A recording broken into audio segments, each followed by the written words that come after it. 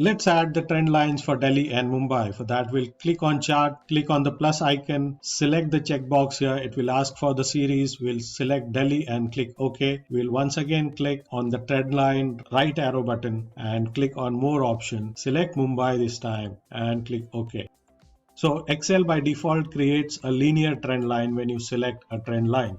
Let's now change these two linear trend lines into moving average type trend lines, and we'll do it with two methods. First, I will edit the existing trend line and change its type to moving average, and for the other one, I will delete it and recreate it into a moving average type trend line. So first let me delete this one. So I have clicked on this trend line which represents Delhi's trend line.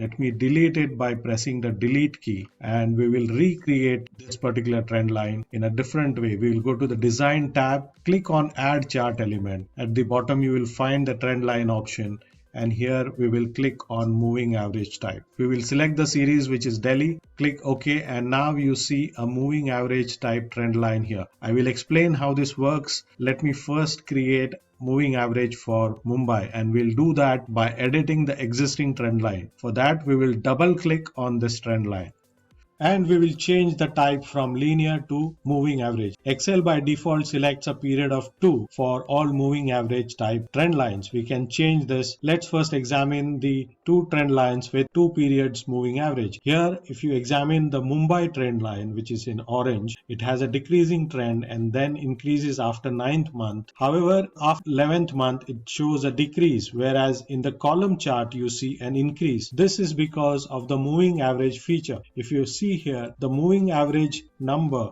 for 11th month is 1.6, which is this number, and next is 1.19. So the moving average for 12th month is the average between 11th and 12th, which is this, and for 11th month is the average between 10th and 11th, which is this. That is why you see a downward trend here. And this moving average trend is because of this unusual spike in sales in 10th month.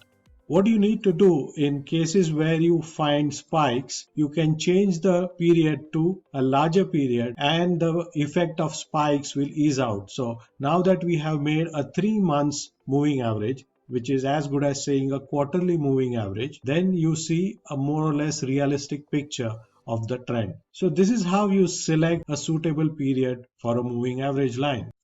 And now let's see how to use polynomial trend lines. For that, I'm going to create a copy of this chart. I'll click on this chart, right click, copy, and paste here.